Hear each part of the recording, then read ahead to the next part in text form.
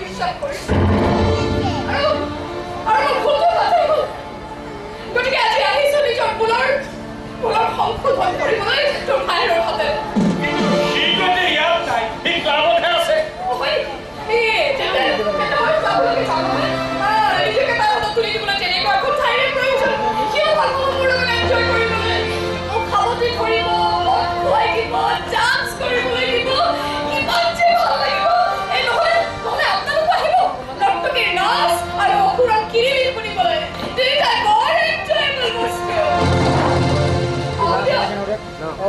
হৈ যাম